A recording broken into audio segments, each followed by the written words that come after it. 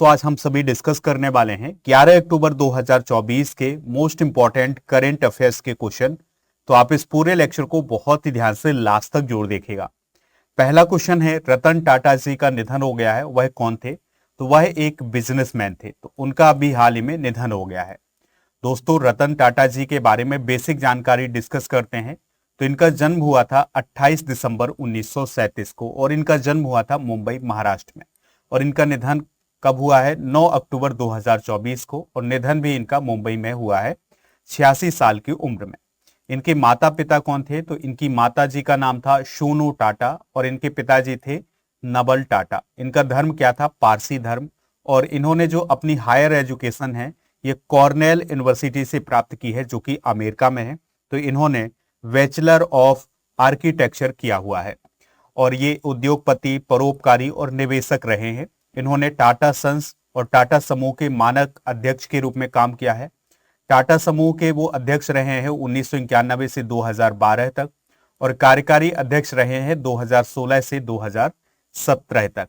इन्हें बहुत सारे पुरस्कार सम्मान दिए गए हैं, जैसे पद्म विभूषण दिया गया है 2008 में, पद्म भूषण सन 2000 में, उद्योग रत्न 2023 में, असम वैभव 2021 में, महाराष्ट्र भूषण 2006 में, ओरिएंटल रिपब्लिक ऑफ उरुग्वे का पदक दिया गया था 2004 में, और मानद Knight Grand Cross of the Order of the British Empire दिया गया था 2014 में, ऑर्डर ऑफ ऑस्ट्रेलिया अवार्ड दिया गया है 2023 में, और Commander of the Legion of Honour सम्मान दिया गया है फ्रांस के द्वारा 2016 में। चलिए कुछ और इंपॉर्टेंट फैक्ट डिस्कस करते हैं। तो रतन टाटा की जीवनी का नाम यानी बायोग्राफी का नाम क्या है? रतन and Tata the ऑर्थराइट biography. Ratan Tata 1962 में टाटा सन्स में शामिल हुए थे। 1991 में JRD टाटा ने रतन टाटा को टाटा समूह का अध्यक्ष नियुक्त किया था। वे व्यापार और उद्योग पर प्रधानमंत्री की परिषद के सदस्य भी रहे हैं। ठीक है, यानी कि जो प्रधानमंत्री की काउंसिल होती है उसमें भी वो सदस्य रह चुके हैं, व्यापार और उद्योग के क्षेत्र में सलाह देने के लिए। उनके कार्यकाल में टाटा नैनो कार आई थी, जो कि सबसे कम कीमत वाली कार थी और लगभग 1 लाख रुपए के आसपास में ये कार आती थी। टाटा कंपनी की स्थापना जमशेदजी टाटा जी के द्वारा 1868 में की गई थी। और रतन टाटा जी की बात करें तो वो जमशेदजी टाटा के चचेरे भाई के बेटे थे। और टाटा समूह के वर्तमान में अध्यक्ष कौन है? एन चंद्रशेखरन। इस पॉइंट को आप जरूर याद रखिएगा। आप इस पूरे लेक्चर को बहुत ही ध्यान से लास्ट तक देखिएगा। लास्ट में आपसे क्वेश्चन पूछा जाएगा जिसका आंसर आपको कमेंट बॉक्स में देना है। अगर आप हमें सपोर्ट करना चाहते हैं तो चैनल को सब्सक्राइब कर लें, बेल आइकन भी दबा लें, जिससे आपको समय पर सबसे पहले नोटिफिकेशन मिल सकेगा। सितंबर 2024 के करंट अफेयर्स की ई बुक आपको ऐप पर मिल जाएगी, यानी स्टडी करके ऐप पर मिल जाएगी। तो नीचे डिस्क्रिप्शन बॉक्स में ऐप का लिंक दिया गया है, ऐप को डाउनलोड कर लें।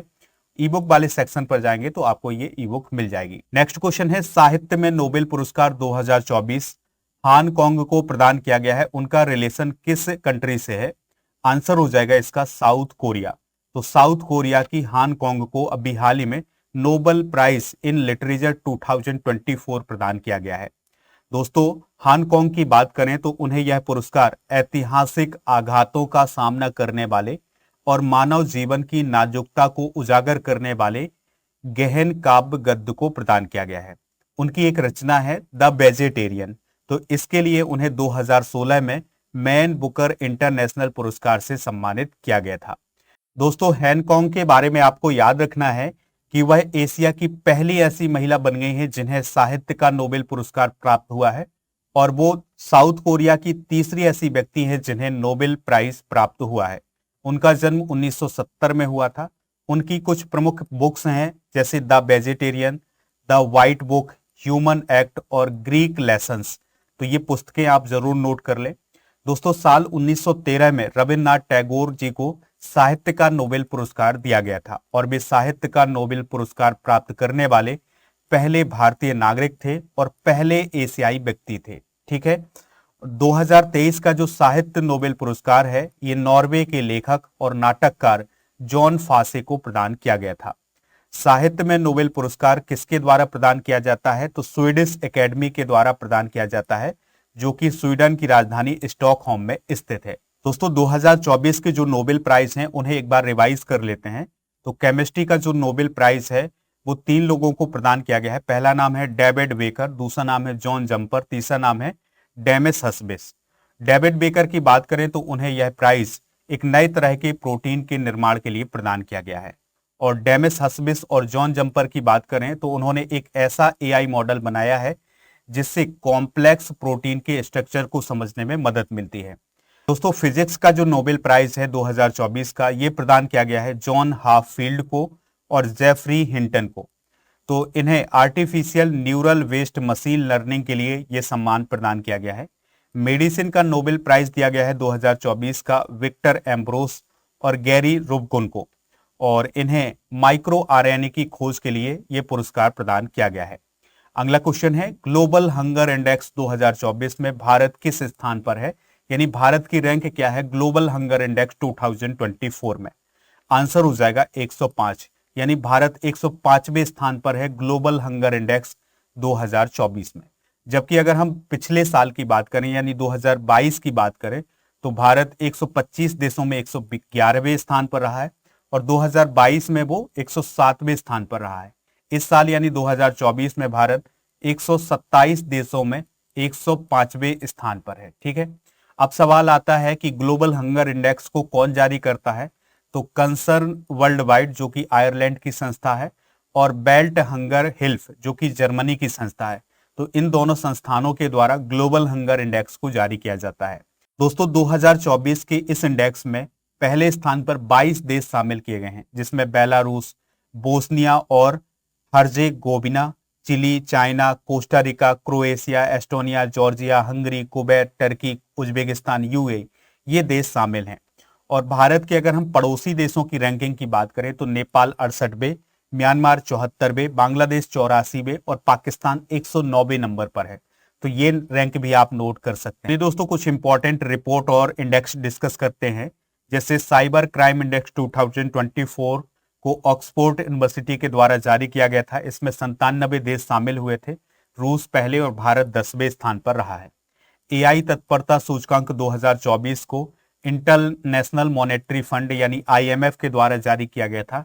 इसमें 174 देश शामिल हुए थे। सिंगापुर पहले और भारत 72वें स्थान पर रहा है। ग्लोबल इनोवेशन इंडेक्स 2024 को जारी किया है बौद्धिक संपदा संगठन ने। इसमें 132 देश शामिल हुए थे। स्विट्जरलैंड पहले और भारत 39वें स्थान पर रहा है। एशिया पावर इंडेक्स 2024 को अभी हाल ही में लोबी संस्थान के द्वारा जारी किया गया था। अमेरिका पहले और भारत तीसरे स्थान पर रहा है। अगला क्वेश्चन है केंद्र शासित प्रदेश जम्मू कश्मीर के नए चीफ मिनिस्टर कौन बने हैं। आंसर हो जाएगा उमर अब्दुल्ला। तो दोस्तों यहां पर आप देख सकते हैं उमर अब्दुल्ला को, तो अब ये जम्मू कश्मीर के नए चीफ मिनिस्टर बनेंगे। तो अभी जो जम्मू कश्मीर में विधानसभा के चुनाव आयोजित किए गए हैं इसमें कांग्रेस और नेशनल कॉन्फ्रेंस के गठबंधन को 48 सीटें मिली हैं, जबकि जम्मू कश्मीर की विधानसभा में जो बहुमत का आंकड़ा है वो है 46 का, यानी कि 2 सीटें उससे ज्यादा मिली हैं। तो इस प्रकार से कांग्रेस और नेशनल कॉन्फ्रेंस की सरकार बन रही है। दोस्तों जम्मू कश्मीर में विधानसभा सीटों की संख्या है 90। नेशनल कॉन्फ्रेंस के विधायकों की अभी बैठक हुई थी तो उसमें विधायक दल के नेता उमर अब्दुल्ला चुने गए हैं। उमर अब्दुल्ला फारूक अब्दुल्ला के बेटे हैं, इस बात को आप जरूर याद रखिएगा। उनका जो शपथ ग्रहण है वो 13 या 14 अक्टूबर को हो सकता है। इससे पहले भी उमर अब्दुल्ला जम्मू कश्मीर के चीफ मिनिस्टर रह चुके हैं। वो 2009 से 2015 तक जम्मू कश्मीर के चीफ मिनिस्टर रहे हैं। दोस्तों जम्मू कश्मीर के उपराज्यपाल को जम्मू कश्मीर में 5 विधायक मनोनीत करने का भी अधिकार है। तो इस प्रकार से जम्मू कश्मीर की विधानसभा में विधायकों की जो संख्या हो जाती है वो कितनी हो जाती है 95, यानी कि 90 पर तो इलेक्शन होता है और 5 मनोनीत किए जाते हैं उपराज्यपाल के द्वारा। दोस्तों अब हम जम्मू कश्मीर की बेसिक जानकारी डिस्कस करते हैं। तो यह केंद्र शासित प्रदेश बना था 31 अक्टूबर 2019 को। इससे पहले यह एक पूर्ण राज्य था, लेकिन 2019 में जम्मू कश्मीर को 2 केंद्र शासित प्रदेशों में बांटा गया। पहला बना जम्मू कश्मीर, दूसरा बना लद्दाख। दोस्तों जम्मू कश्मीर की राजधानी है श्रीनगर और जम्मू एलजी हैं मनोज सिन्हा। यहां पर जम्मू कश्मीर और लद्दाख हाईकोर्ट के चीफ जस्टिस कौन बने हैं, तासीर अवस्थान। और जम्मू कश्मीर का राजकीय पशु क्या है, हंगुल। नेशनल पार्क हैं दाची ग्राम, सलीम अली, किश्तवाड़ नेशनल पार्क और काजी नाग नेशनल पार्क। झीलें कौन कौन सी हैं? डल झील, वुलर झील और मानसर झील।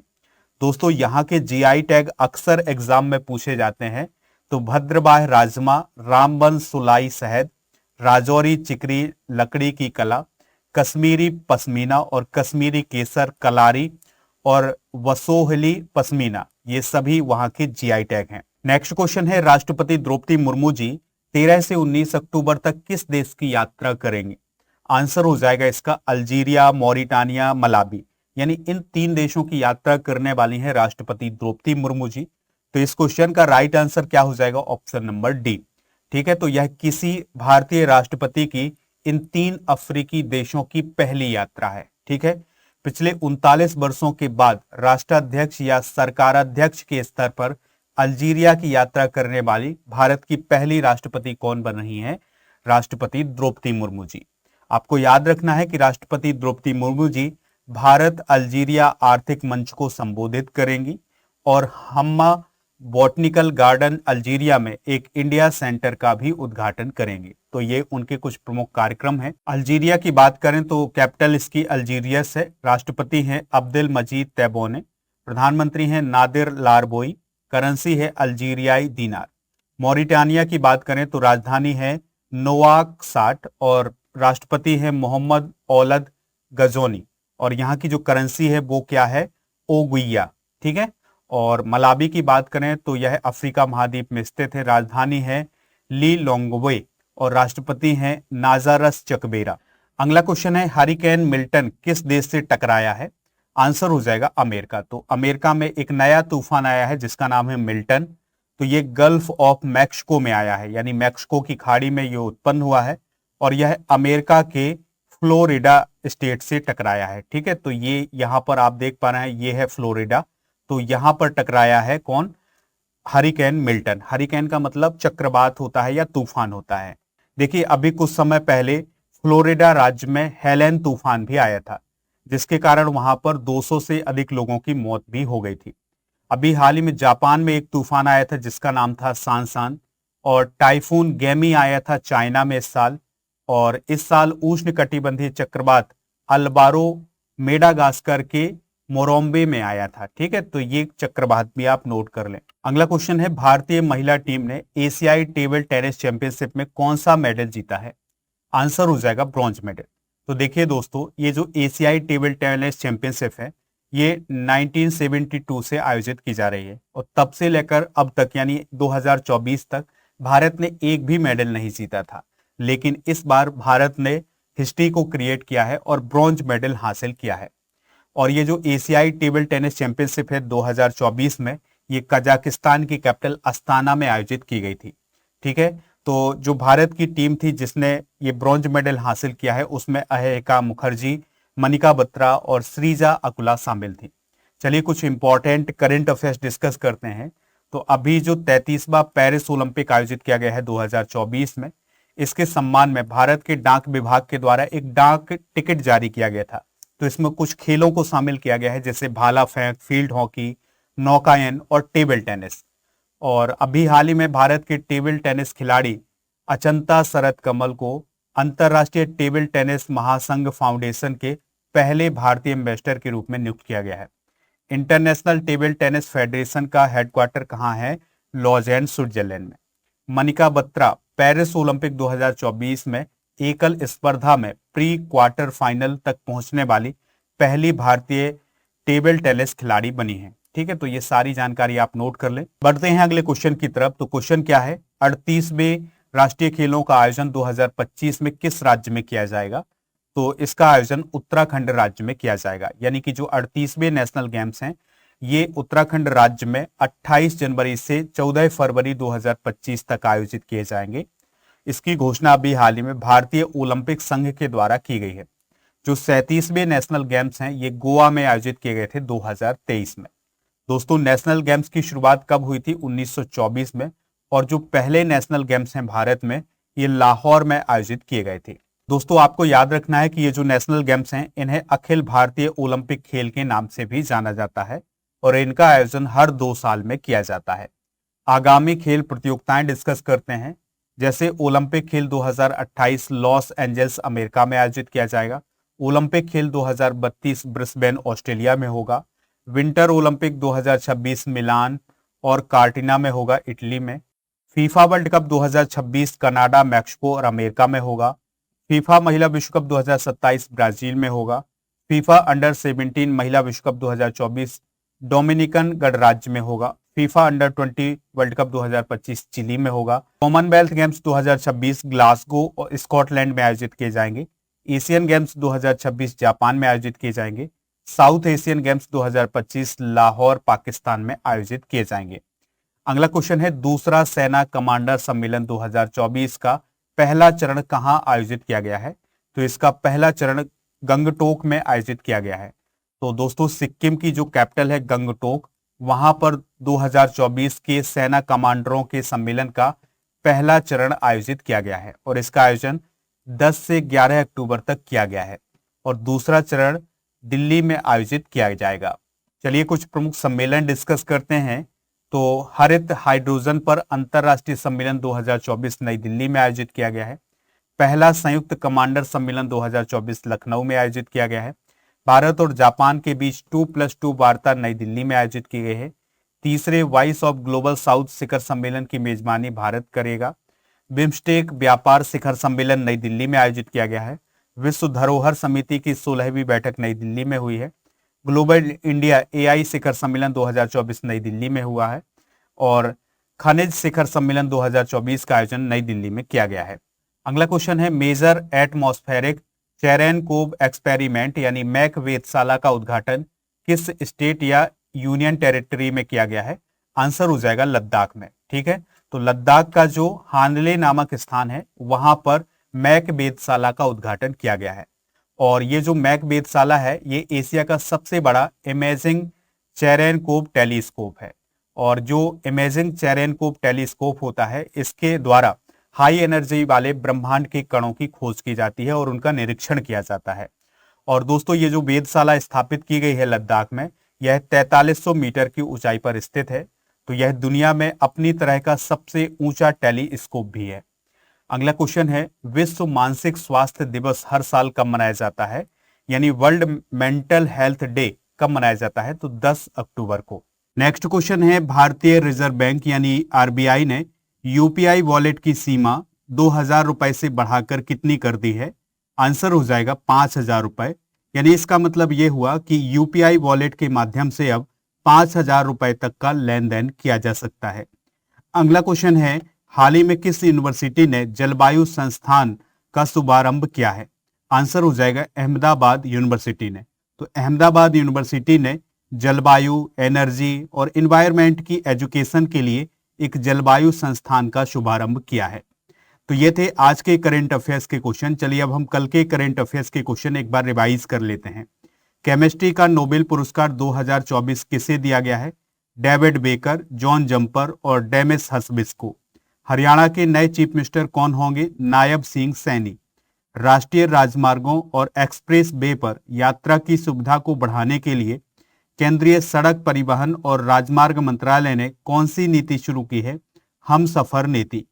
उस्ताद अलाउद्दीन खान महोत्सव कहां शुरू किया गया है? मैहर, मध्य प्रदेश में। शैक्षणिक स्वतंत्रता सूचकांक 2024 के अनुसार 2013 से 2023 के बीच भारत का स्कोर 0.6 से घटकर कितना हो गया है? 0.2। हाल ही में WHO ने भारत को किस रोग से फ्री घोषित किया है? ट्रैकोमा। केंद्र सरकार ने किस राज्य में लोथल राष्ट्रीय समुद्री विरासत परिषद के डेवलपमेंट को मंजूरी दे दी है? गुजरात। प्रधानमंत्री गरीब कल्याण योजना के अंतर्गत किस वर्ष तक फ्री अनाज प्रदान किया जाएगा? 2028 तक।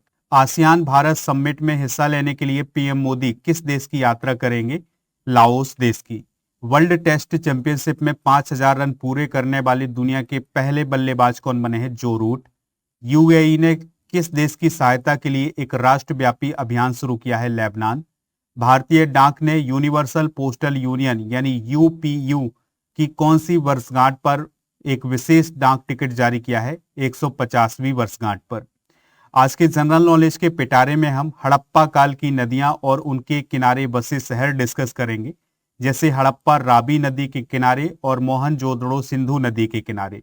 रोपड़ सतलज और कालीबंगा घग्गर नदी के किनारे, लोथल भोगवा और सुतकांडोर दास्क नदी के किनारे, रंगपुर भादर और आलमगीरपुर हिंडन नदी के किनारे, कुणाल सरस्वती और मांडा चिनाब नदी के किनारे, वनावली सरस्वती और दैमाबाद प्रवरा नदी के किनारे, भगवानपुरा सरस्वती और राखीगढ़ी घग्गर नदी के किनारे और आमरी सिंधु नदी के किनारे बसा हुआ शहर था। अब हम सितंबर 2024 के करंट अफेयर्स को एक बार रिवाइज कर लेते हैं। दोस्तों, अब हम सितंबर 2024 के करंट अफेयर्स को एक बार रिवाइज करने वाले हैं। तो भारतीय नौसेना ने पनडुब्बी रोधी युद्धपोत मालपे उल मुल्की को कहां से लॉन्च किया है? कोची, केरल से। काउंटर पॉइंट रिसर्च की रिपोर्ट के अनुसार चाइना के बाद 5G स्मार्टफोन के लिए दूसरा सबसे बड़ा मार्केट कौन बना है? इंडिया। मध्य प्रदेश सरकार के द्वारा संभागों, जिलों और तहसीलों के परिसीमन के लिए जो आयोग बना गया है उसके अध्यक्ष कौन है? मनोज श्रीवास्तव। अशोक राज सिगडेल किस देश की सेना के प्रमुख बने हैं? नेपाल। हाल ही में बेपी कोलंबो अंतरिक्षयान किस ग्रह के सबसे निकट पहुंचा है? बुध ग्रह के। किस राज्य ने नीति आयोग की तरह थिंक टैंक के रूप में ग्रिड की स्थापना की है? गुजरात। किस शहर में आर्टिफिशियल इंटेलिजेंस सिटी डेवलप की जाएगी? हैदराबाद। भारत ने मानवीय सहायता के रूप में किन देशों को खाद्यान्न भेजा है? Malawi, Zambia, Zimbabwe. 5 decades in politics पुस्तक को किसने लिखा है? सुशील कुमार शिंदे ने। 54वीं जीएसटी परिषद की बैठक में कैंसर की दवा पर जीएसटी 12% से घटाकर कितना कर दिया गया है? 5%।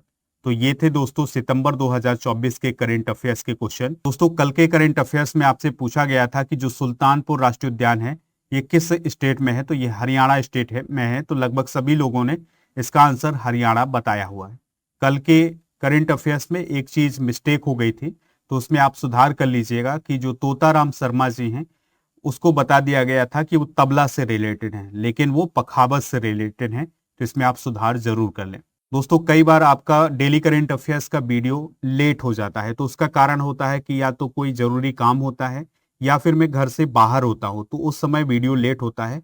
लेकिन फिर भी कोशिश ये की जाती है कि 9 बजे तक या 10 बजे तक सुबह उसको अपलोड कर दिया जाए। तो आपको बिल्कुल घबराना नहीं है, आपका करंट अफेयर्स का वीडियो जरूर आएगा। अगर मैं बहुत ही बिजी हुआ तो शाम तक जरूर आपका करंट अफेयर्स का वीडियो आएगा, लेकिन वो डेली आएगा। दोस्तों, स्टडी करके ऐप को आप डाउनलोड कर लें। यहाँ पर आपको पेड कोर्स, टेस्ट सीरीज और पीडीएफ वगैरह ये सभी मिल जाएगा। इसके अलावा टेस्ट पास भी मिल जाएगा। तो टेस्ट पास में क्या है? भारत में जितने भी कॉम्पिटेटिव एग्जाम होते हैं उन सभी के लिए टेस्ट हैं। यहाँ पर आपको 3000 से अधिक टेस्ट मिल जाएंगे और इस टेस्ट की वैलिडिटी होगी 1 वर्ष की। अब आपके लिए क्वेश्चन है जिसका आंसर कमेंट बॉक्स में देना है। मनिका बत्रा का रिलेशन किस स्पोर्ट से है? जो भी इसका राइट आंसर हो कमेंट बॉक्स में जरूर बताएं। स्टडी करके ऐप पर जनवरी से सितंबर 2024 की ई बुक मिल जाएगी, हिंदी इंग्लिश दोनों मीडियम में। और टेस्ट सीरीज वाले ऑप्शन पर जाएंगे तो डेली करंट अफेयर्स का टेस्ट और मॉक टेस्ट ये सभी मिल जाएगा। दोस्तों, ई बुक वाले सेक्शन पर जाएंगे तो करंट अफेयर्स और जीके की ई बुक मिल जाएगी।